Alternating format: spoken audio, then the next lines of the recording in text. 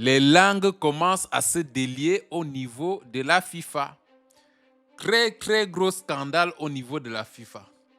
L'entraîneur égyptien nous laisse croire, mesdames et messieurs, qu'il y aurait des gros arrangements au niveau de la FIFA et qu'il ne fallait pas que l'Argentine et Messi sortent de la compétition aussitôt parce qu'il y a d'énormes enjeux financiers.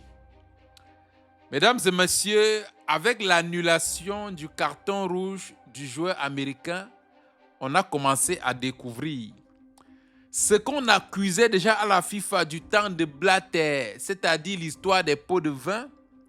Ça revient encore.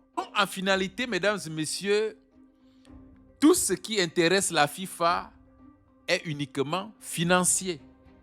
L'entraîneur égyptien laisse entendre aujourd'hui que la défaite égyptienne était déjà écrite d'avance et que coûte que vaille, Messi ne pouvait pas sortir de la compétition à ce stade. Sinon, ça aurait été des grosses pertes financières pour la FIFA.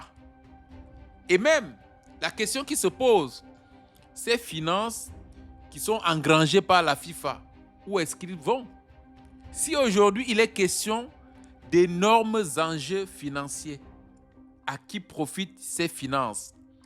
Donc vous comprenez donc, mesdames et messieurs, pourquoi ce qu'on voit avec les yeux, les règles qu'on a établies au niveau de la FIFA, en réalité, ne sont pas toujours ce qu'on nous a laissé entendre.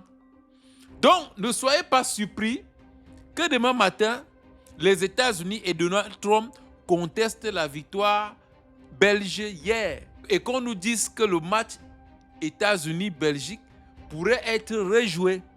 Parce que s'il est question aujourd'hui, mesdames et messieurs, de maintenir un joueur pour les enjeux financiers de cette institution appelée la FIFA, dont on ne sait ou on ne comprend pas où va finalement cet argent.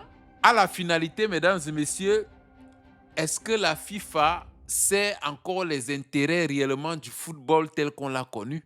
Ou alors c'est devenu une affaire politisée et un clan bien resserré dont certains profitent énormément des rentes financières? Ce n'est plus une affaire de plaisir, mais c'est une affaire où les enjeux sont énormes.